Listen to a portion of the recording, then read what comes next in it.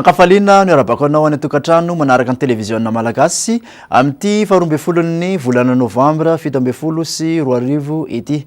Kasika ny mandrafitra ny mety toetrany antsika dia somary mpoantoerana ndray ny alizay malefaka zay tsy maro toerana saika manerana ny nosy raha hoan'ny rapitso manokana.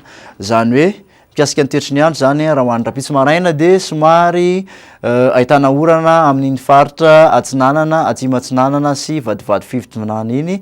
Mbola ahitana orana ihany koa sisan'orana ny alina ny ilany atsinanan'ny afovoantany manontolo somary andrahona ny andro raha hoan'ny faritra Melaka sy Menabe ary amin'ny faritra Sofia iny ary andrahona vitsy kosa raha hoan'ny faritra Sisa. Dolakandro kosa dia saika ahitana orana manerana ny nosy, oram-baratra arankotroka izy raha ho amin'iny faritra Sofia, Boeny, Betsiboka, katraty amin'ny faritra Bongolava, Analamanga, Itasy, Vakinakaratra, Amoronmany.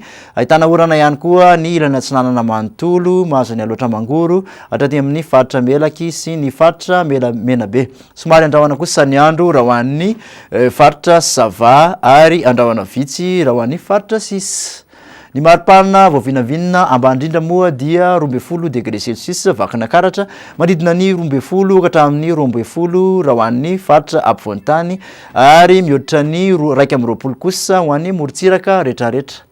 530 ny maripana ambony indrindra any Mahajanga no nahitana anazy, manodidina ny 420 ka hatramin'ny 420 ho an'ny faritra ampovoantany, 520 ka hatramin'ny 230 kosa raha ho an'ny morontsiraka atsinanana ary 230 ka hatramin'ny 530 raha ho an'ny morontsiraka andrefana. Kasika ny toetry ny andro ho an'ireo tanàn-dehibe velon'ny Madagascar moa dia any Johannesburg ihany no ahitana orana somary andrahona i Milan sy Nairobi ary Bangkok, maina kosa raha ho an'ny Paris. Raha ny toetry ny andro ho an'ireo nosy manodidina Madagascar indray dia any Maurice, La Réunion no ahitana orana, Comores sy Seychelles kosa dia somary mandrahondrahona. Dia izay indray ary tompoko nazo natolotra anao raha tamin'ity anio ity dia manasa anao amin'ny manaraka indray, veloma tompoko.